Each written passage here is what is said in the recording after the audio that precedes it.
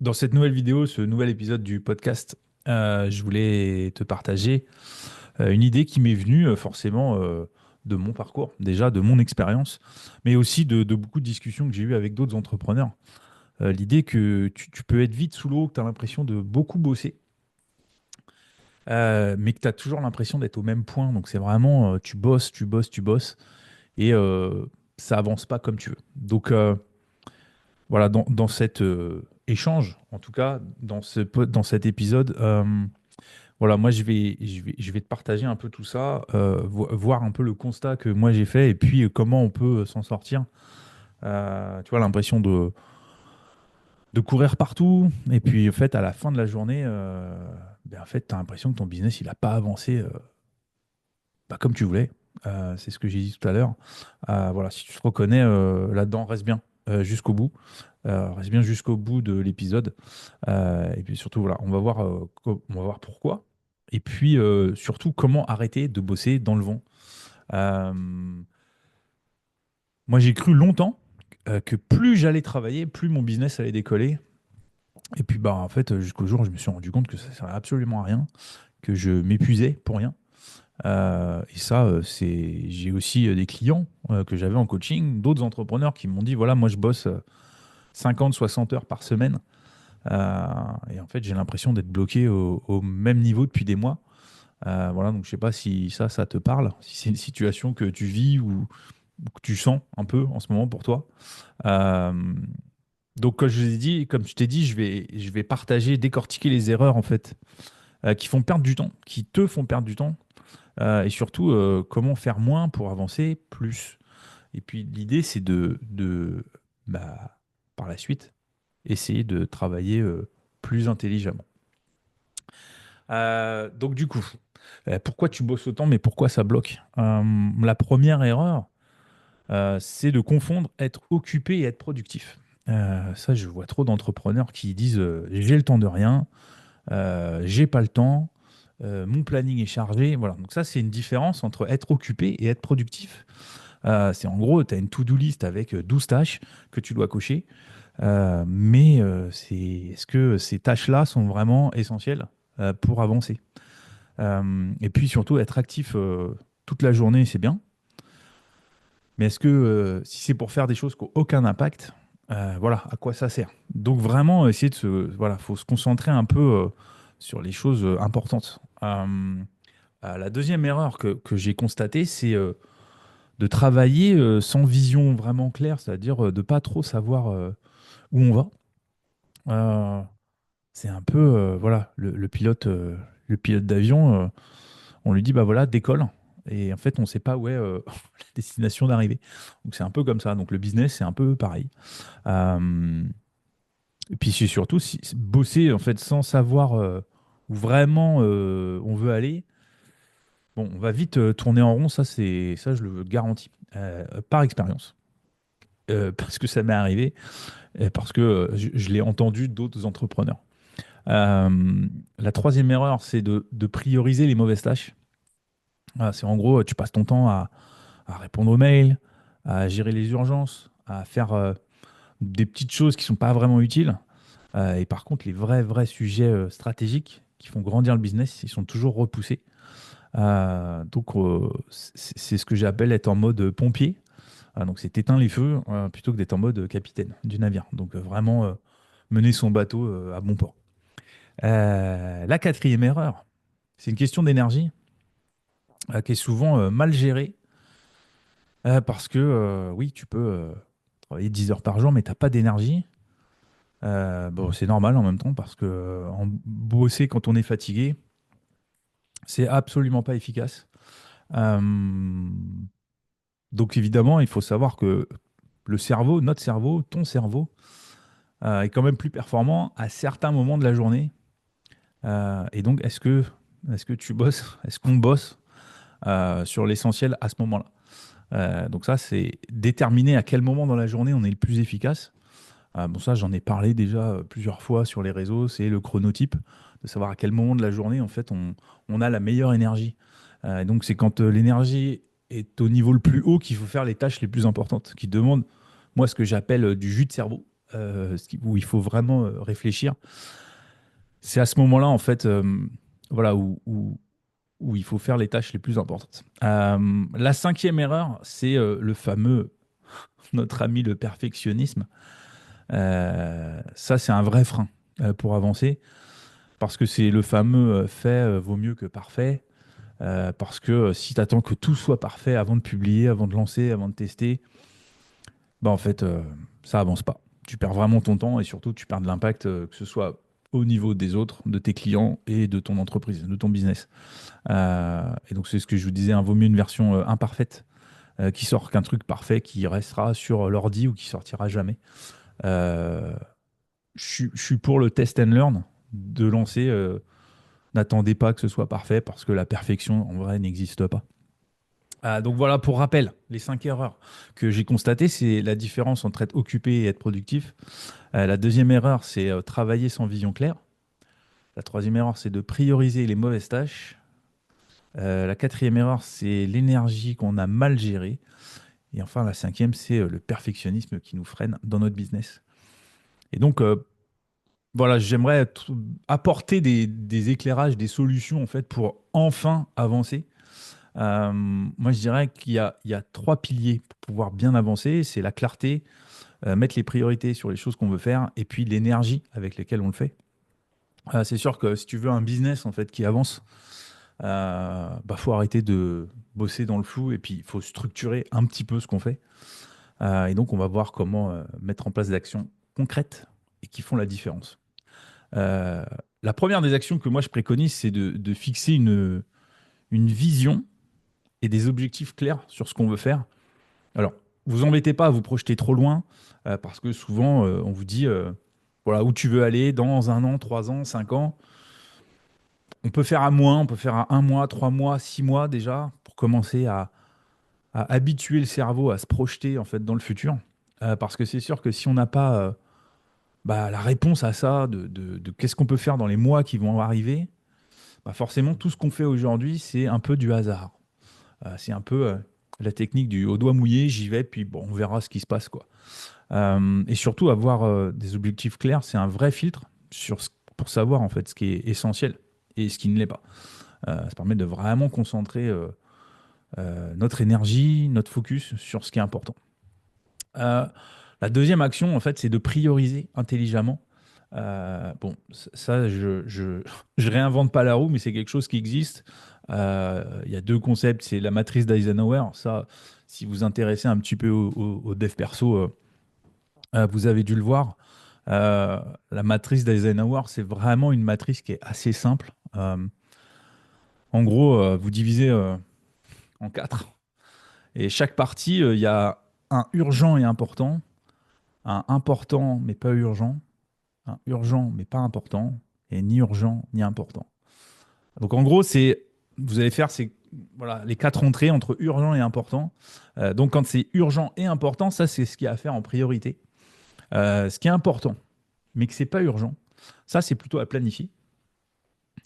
Ce qui est urgent mais pas important, ça c'est plutôt à déléguer. Et ce qui est ni urgent ni important, clairement, ça vous le virez de ce que vous avez à faire. Donc voilà, la matrice d'Eisenhower, voilà, c'est un concept qui est assez connu dans la productivité. Et puis il y a une autre loi, la loi de Pareto, c'est pareil, qui est assez connue, c'est le fameux 80-20. C'est 80% des résultats viennent de 20% des actions. C'est pareil, j'enfonce des portes ouvertes. Vous l'avez peut-être déjà entendu, mais souvent on l'oublie. En gros, il faut vraiment identifier les 20% d'actions qui sont le plus efficaces, qui apportent le plus de résultats. Et une fois qu'on les a identifiés, il faut vraiment mettre le paquet dessus, quoi. La troisième action, qui est concrète pour pouvoir s'en sortir un peu de tout ça, c'est d'organiser ses journées intelligemment. C'est sûr que si tu bosses en freestyle, bah, tu vas perdre un temps de malade. Le mieux, c'est de planifier à l'avance. Alors, quand je dis planifier à l'avance, je ne vous parle pas de faire des plannings à la semaine, mais en fin de journée ou en fin de période de travail la veille, vous faites une petite to-do list de 4-5 lignes maximum pour le lendemain. Au moins, ça vous donne déjà des pistes sur ce que vous aurez à faire la journée d'après. Ça vous permet de voilà, libérer un petit peu la charge mentale. Donc l'organisation des journées de manière intelligente, c'est vraiment quelque chose bah, qui peut servir. Il y a autre chose, c'est le fameux batching. Au lieu de, enfin, à chaque fois, par exemple, vous faites de la création de contenu entre rédiger le post, faire le visuel, enfin, il y a la recherche avant et ainsi de suite. Faites plutôt du batching, c'est regrouper en fait les tâches sous forme de groupe. C'est-à-dire, faites la recherche de contenu pour quatre, cinq contenus. La rédaction, pareil. Et ça permet de concentrer de son énergie, pardon. Euh, Ça évite de perdre du temps. Parce que switcher de l'un à l'autre, c'est vraiment la chose qui est vraiment chronophage, quoi. Donc, le batching. Et puis, ça, j'en parle beaucoup. Et d'ailleurs, tous ceux qui me connaissent savent que il vaut mieux me contacter par téléphone ou par SMS pour être sûr de m'avoir, parce que sinon, j'ai pas de notification, ni de mail, ni de réseau, ni Messenger, ni WhatsApp. Donc vraiment, un conseil, supprimer les distractions, mail, notif. Voilà, c'est en gros, on bosse pour avancer, pas pour répondre aux sollicitations des autres. Donc si vraiment c'est important, urgent, voilà, le téléphone, en général, on a le numéro et c'est quand même beaucoup plus efficace. On est quand même moins dérangé parce que les notifications entre le téléphone qui sonne, l'ordinateur, et puis je rajoute fermer les onglets. Euh, Si vous ouvrez les réseaux, fermez l'onglet du réseau une fois que vous avez consulté, parce que l'onglet qui reste ouvert, et puis voilà, il y a le petit chiffre entre parenthèses parce qu'il y a une notification qui est tombée, votre œil tombe dessus, et ben vous allez partir pour regarder. Donc vraiment supprimer toutes les distractions, hein, si vous voulez travailler efficacement. Euh, la quatrième action, c'est déléguer et automatiser. C'est sûr que si on fait tout nous-mêmes, on plafonne. Pire, on s'épuise. Alors, la délégation, elle vient à partir d'un certain niveau de business. C'est sûr qu'au début, faut essayer de trouver les actions simples pour ne pas être débordé.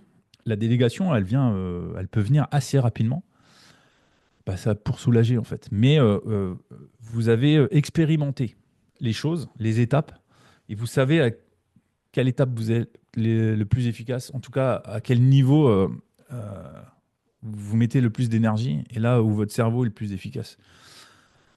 Donc l'idéal, c'est d'identifier les tâches à faible valeur ajoutée pour vous et vous trouver une solution. Délégation, automatisation, sous-traitance. Voilà.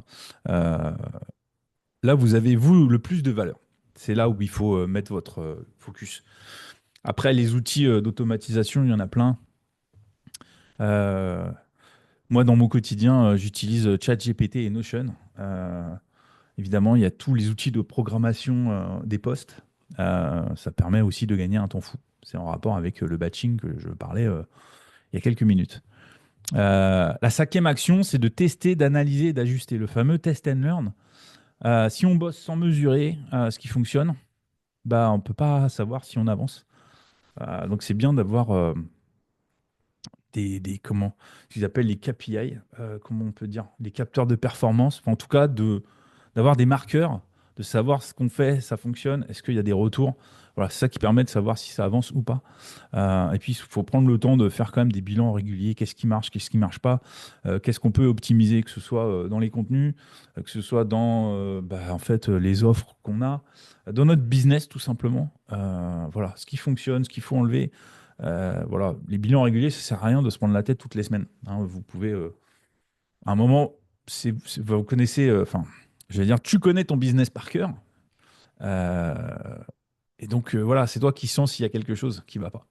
Euh, la dernière action, c'est de préserver son énergie. Ça, j'en parlais tout à l'heure. Idéalement, c'est de travailler en fonction de son rythme naturel. Évidemment, d'intégrer des pauses, ça c'est primordial, parce que la récupération, elle fait partie du jeu. Bon, ça c'est pareil, c'est une méthode qui est assez connue, mais le Pomodoro, travailler par séquence de 25-30 minutes avec des pauses de 5 minutes. Voilà, renseignez-vous sur le Pomodoro. Et puis, rappelez-vous que si vous êtes fatigué, vous êtes inefficace, parce que c'est pas en bossant plus que tu seras plus performant. Voilà, donc un petit rappel des 6 actions. Fixer une vision et des objectifs clairs, prioriser intelligemment, organiser ses journées intelligemment, déléguer et automatiser, tester, analyser, ajuster, le fameux test and learn, préserver son énergie. Voilà les 6 actions qui peuvent servir. Donc, c'est sûr que si tu as l'impression de bosser à fond et de ne pas avancer, c'est peut-être que tu es en mode hamster dans la roue. Et donc, la clé, c'est pas de faire plus, mais de faire mieux. Donc, j'allais dire, à la suite de l'écoute de cet épisode, j'ai un petit challenge pour toi. Et d'ailleurs, je serais curieux que tu me partages ça, soit en commentaire, soit voilà, contacte-moi sur les réseaux, évidemment, j'échangerai avec toi. C'est de noter les 3 actions clés qui auront un vrai impact sur ton business. Et puis, identifie au moins une tâche que tu peux supprimer, automatiser ou déléguer. Voilà, mon challenge pour toi, c'est de noter 3 actions clés qui ont un impact sur ton business. Et en fait, tu identifies au moins une tâche que tu peux supprimer, automatiser ou déléguer. Donc évidemment, si tu as envie d'aller plus loin, c'est tout ça qu'on aborde aussi dans le programme que j'ai lancé qui s'appelle Reconnect. Tout ça, ça fait partie de l'accompagnement sur 3 mois que je vais proposer bientôt. D'ailleurs, si voilà, l'épisode t'a parlé, viens me dire en commentaire ou sur les réseaux, en MB, voilà, c'est quoi ta plus grosse galère sur la productivité? Voilà, je suis toujours curieux d'avoir ces retours-là.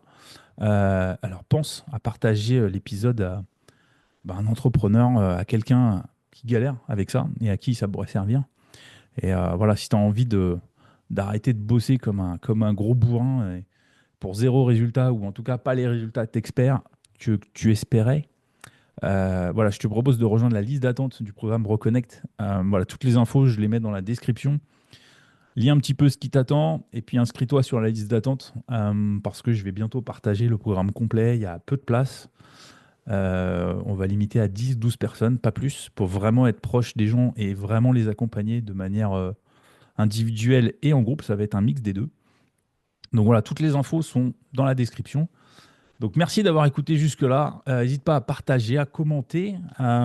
Évidemment, moi, tu peux me retrouver sur les réseaux. Et puis, chaque mois, tous les 15 du mois, je suis dans un autre podcast qui s'appelle À Voix Haute, que j'anime avec mes copains coach Manon et Seb. Donc facile, c'est tous les 15 du mois, il y a un nouvel épisode. Sinon, voilà, comme je te dis, le programme Reconnect est bientôt lancé et donc toutes les infos sont dans la description. À bientôt pour la suite.